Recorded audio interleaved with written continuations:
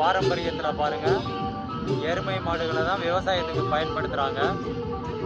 அதனுடைய ஒரு அடையாளமாக அவங்க செய்யக்கூடிய அந்த ஊர்வலத்தில் பாருங்கள், எருமை மாடு, மாட்டு வண்டி, நம்ம ஊர் மாட்டு வண்டி தான்.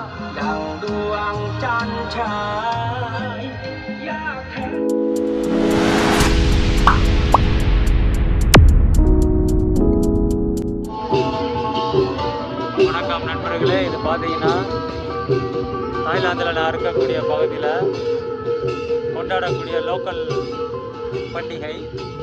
இவங்களுடைய பாரம்பரியத்தில் பாருங்கள், எருமை மாடுகளை தான் விவசாயத்துக்கு பயன்படுத்துகிறாங்க.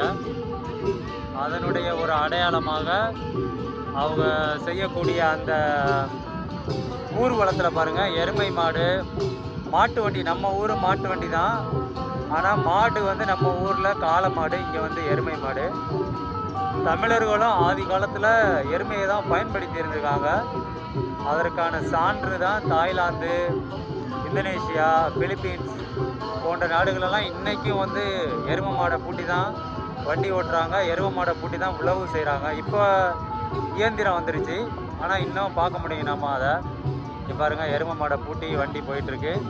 மேலே பாருங்கள், ஒரு லேடி வந்து மகாராணி மாதிரி உட்காந்துருக்காங்கல்ல. ஸோ இதெல்லாம் என்னென்னு பார்த்தீங்கன்னா, தாய்லாந்தில் அவங்களுடைய பாரம்பரியத்தை எப்படி வந்து அடுத்த தலைமுறைக்கு கடத்தி விடுறதுக்காக இந்த மாதிரி பண்டிகைகள்லாம் கொண்டாடுறாங்க. இந்த பண்டிகை வந்து அக்ராஸ் தாய்லாந்து கிடையாதுங்க, நான் இருக்கக்கூடிய அந்த பகுதியில் மட்டுமே கொண்டாடக்கூடிய ஒரு பண்டிகை. அவங்களுடைய பாரம்பரியமாக, இப்போ நம்ம ஊரில் பாரம்பரியமாக வந்து பார்த்திங்கன்னா, பனை மரங்களில் வந்து ஓலைக்குட்டான், விசிறி மட்டை, பனை மரத்தில் அவ்வளவு பொருட்கள் வந்து தயாரிக்கலாம், சரிங்களா?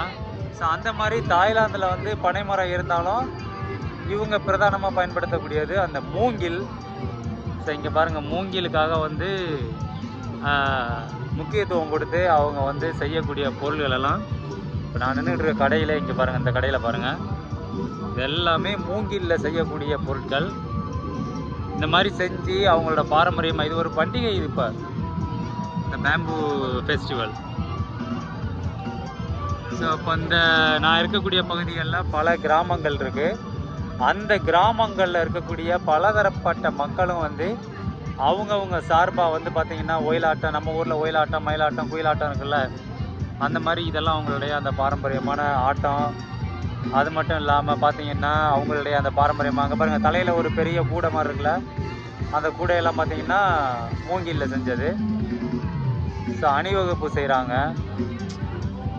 சார் தாய்லாந்தெல்லாம் வேறு லெவலுங்க. அவங்களோட பண்டிகையை வந்து, அவங்களோட பண்பாட்டை வந்து அடுத்த தலைமுறைக்கு அவ்வளோ எளிமையாக வந்து கடத்தி விடுறாங்க.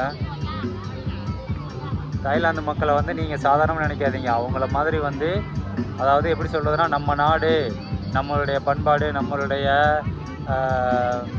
பாரம்பரியம், அவங்களுடைய உணவு எல்லாத்தையுமே வந்து அவ்வளோ முக்கியத்துவம் கொடுத்து அது எல்லாத்தையுமே அடுத்த தலைமுறைக்கு கடத்தி விடுறதுல தாய்லாந்து மக்கள் நம்பர் 1ங்க. கிட்டத்தட்ட 7 வருஷமாக நான் இங்கே வாழ்ந்துக்கிட்டு இருக்கேன். இவங்கள மாதிரி அவங்களுடைய பண்பாட்டுக்கு முக்கியத்துவம் கொடுக்குறதால நான் யாரும் பார்த்ததே கிடையாது. அவ்வளோ சிறப்பாக பண்ணுவாங்க. அதான் அந்த மூங்கிலேருந்து செய்யக்கூடிய பொருட்கள், அவங்களுடைய அந்த பண்பாடு, அதுக்காக எவ்வளோ முக்கியத்துவம் கொடுத்து அதை வணிகப்படுத்துகிறதா இருக்கட்டும், அதை வந்து அடுத்த தலைமுறைக்கு கற்றுக் கொடுக்குறதா இருக்கட்டும், தாய்லாந்து மக்களை அடிச்சிக்கவே முடியாதுங்க. ஸோ இந்த கடையில் இருக்கிறது பூரா பார்த்திங்கன்னா எல்லாமே மூங்கிலில் செஞ்ச அந்த பாருங்கள் கூடை எல்லாமே இருக்குங்க. விசிறு மட்டை கூட இருக்குங்க. இங்கே பாருங்கள், கலர் கலரான விசிறு மட்டையை பாருங்கள். இது எல்லாமே மூங்கிலில் செஞ்ச விசிறு மட்டைகள்.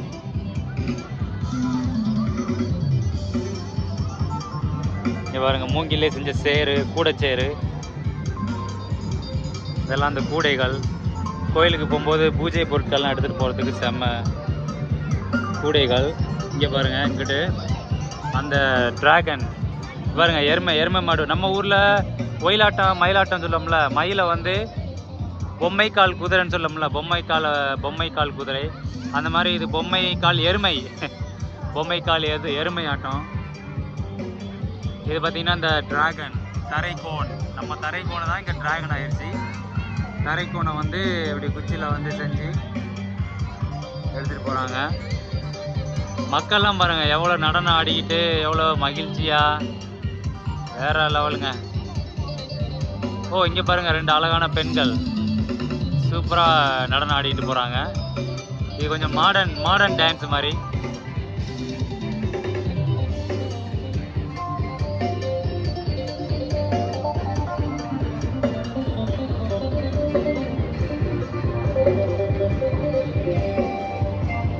இது பார்த்தீங்கன்னா இவங்களோட பாரம்பரிய உடை.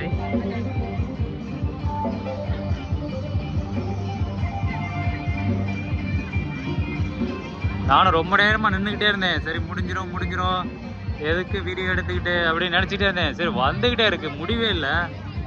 சரி இவ்வளோ நல்ல விடயங்களை நம்மளுடைய மக்கள்கிட்ட கொண்டு போய் சேர்க்கணுமா இல்லையா? ஒரு நாடு இருந்தால் அந்த நாடு வந்து அவங்களுடைய பண்பாடு, அவங்களோட பாரம்பரியம், செயல்பாடுகள் எல்லாத்தையும் எப்படி கட்டி காப்பாற்றி அதை அடுத்த தலைமுறை கொண்டு போகிறாங்கங்கிறத நம்மளுக்கு தெரிய வைக்கணும்ல. ஏன்னா 21ஆம் நூற்றாண்டில் தமிழனுக்குன்னு ஒரு நாடு வேணும்னு சொல்லி ஒரு மிகப்பெரிய தலைவர் போராடினார். அது தமிழ்நாட்டில் இருக்க 8 கோடி தமிழர்களில் பாதி பேருக்கு அது என்னன்னே தெரியாது. அப்படியெல்லாம் இருந்து நம்மளுக்கு கைக்கு எட்டினது வாய்க்கு எட்டலைங்கிற மாதிரி கையளவு எட்டின தமிழெல்லாம் வாய்க்கு எட்டாமல் போயிடுச்சு. காரணம் நம்ம விழிப்புணர்வு இல்லாமல் இருந்துட்டோம். தாய்லாந்து மக்களை பார்த்தாவது விழிப்புணர்வு அடைஞ்சிக்கணும். எப்படி ஒரு நாடு வந்து அவங்க எப்படி கட்டி காப்பாற்றுறாங்க, அவங்களோட பண்பாடு கலாச்சாரத்தெல்லாம் எப்படி வந்து பாதுகாத்து அடுத்த தலைமுறைக்கு சொல்லி கொடுக்குறாங்க.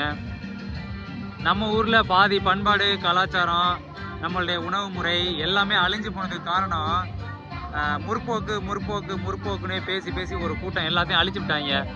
முற்போக்கு மூட நம்பிக்கைன்னு சொல்லி நல்ல விஷயங்களையும் நிறைய அழிச்சு விட்டோம்.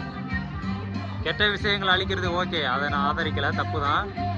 முற்போக்குன்னு சொல்லி நம்மளுடைய பாரம்பரியமான மருத்துவத்தை, பண்பாடு, நம்மளுடைய வாழ்வியல் எல்லாத்தையுமே இழந்து இன்னைக்கு எல்லாம் பன்னாட்டு உலகம் போடுற சதிக்கு ஆளாகி அடிமையாகி போயிட்டோம். அப்படிங்கிறது 100% உண்மை, யாராலையும் மறுக்கவே முடியாது.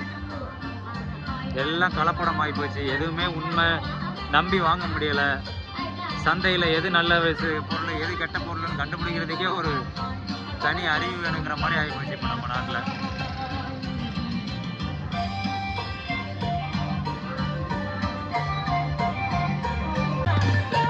அதே மாதிரி தாய்லாந்தில் பார்த்தீங்கன்னா எந்த ஒரு நிகழ்ச்சி நடத்தினாலும் கழிவறைக்கு முக்கியத்துவம் கொடுப்பாங்க. அதே மாதிரி மருத்துவம், ஒரு அவசரம் இவ்வளோ பெரிய கூட்டத்தில் இப்போ யாருக்காவது திடீர்னு நெஞ்சு வலி வந்துடுது, இல்லை திடீர்னு ஏதோ ஒரு மயக்கம் வருது, திடீர்னு ஏதோ ஒரு உடல்நல குறைவுன்னா அதுக்கு எவ்வளோ முக்கியத்துவம் கொடுத்து இங்கே பாருங்கள் எத்தனை அவசர ஊர்தி பாருங்கள், 1 2 3 4 எத்தனை அவசர ஊர்தி இருக்குது பாருங்கள். இதெல்லாம் வந்து நம்ம கற்றுக்கணும். ஏன்னா நம்ம ஊர்களில் இப்போ கிராமங்களில் நிறையா திருவிழா நடக்கும். ஆனால் பெண்களுக்கு பார்த்தீங்கன்னா ஒரு ஒதுக்குப்புறமாக போகிறதுக்கு எந்த ஒரு வசதியுமே இருக்காது. வீட்டை விட்டு போனாங்கன்னா திரும்ப வீட்டுக்கு வந்தால் தான் கழிவறைக்கு போக முடியுங்கிற ஒரு சூழல்லாம் இருக்குது. நிறைய விடயங்கள் வந்து நம்ம தாய்லாந்து மக்கள்கிட்ட பார்த்து கற்றுக்கணும். அவங்க வந்து எந்த ஒரு நிகழ்ச்சி நடத்தினாலும் மருத்துவம், அதே மாதிரி பார்த்திங்கன்னா கழிவறைக்கு வந்து முக்கியத்துவம் கொடுப்பாங்க. ஸோ அதையும் நம்ம பார்த்து கற்றுக்கணும் இவங்ககிட்ட. இதெல்லாம் பாருங்கள், மூங்கிலே வந்து எப்படி செஞ்சுருக்காங்க பாருங்கள். இதெல்லாம் கூட எப்படி கலராக இருக்குது பாருங்கள், எவ்வளோ வண்ணம். விலை எவ்வளோ தெரியுமா? 370 பார்த்தான். அவ்வளோ அருமையாக செஞ்சுருக்காங்க பாருங்கள், எவ்வளோ கலர்ஃபுல்லாக இருக்குது பாருங்கள். எல்லாமே மூங்கில் தான்.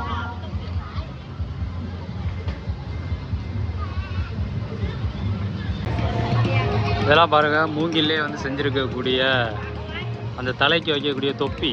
இதெல்லாம் அந்த சைனா இதில் நிறையா பார்த்துருப்பீங்க. அதே மாதிரி தான் தாய்லாந்துலேயும் தொப்பி எல்லாம் பார்த்திங்கன்னா மூங்கில் அந்த ஓலையிலே செஞ்சுருக்காங்க. இங்கே பாருங்கள், பெண்களுக்கான கைப்பை மூங்கிலே வந்து எப்படி செஞ்சுருக்காங்கன்னா இதெல்லாம் கண்டிப்பாக நம்ம ஊர் பெண்கள் விரும்புவாங்க.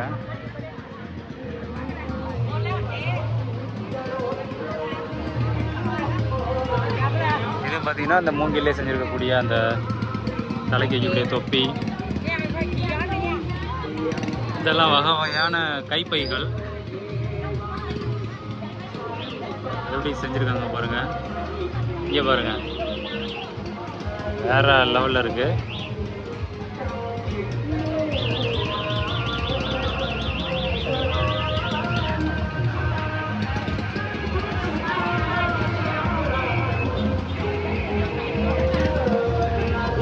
நம்ம ஊரில் ஓலைக்குட்டா செய்கிறதெல்லாம் ரொம்ப கம்மியாயிட்டாங்க. எங்கேயாவது யாராவது ஒருத்தர் 2 பேர் தான் செய்கிறாங்க. அதெல்லாம் அப்படியே மறு உருவாக்கம் செஞ்சு மீட்டு உருவாக்கம் செஞ்சு அதெல்லாம் பாதுகாக்கணும்.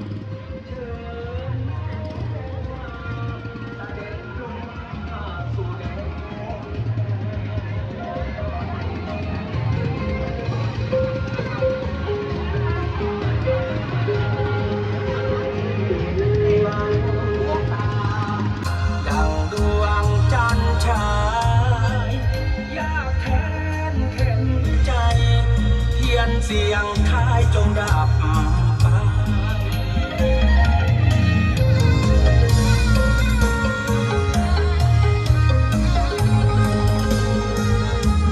เปลวปลายที่ตาไม่ถึงคราเส้นตักสายแสงเทียนริบรีเปล่งรัศมีขึ้นทันใดรุ่งเรืองหรือสิ้นไรเปลวไฟปลาย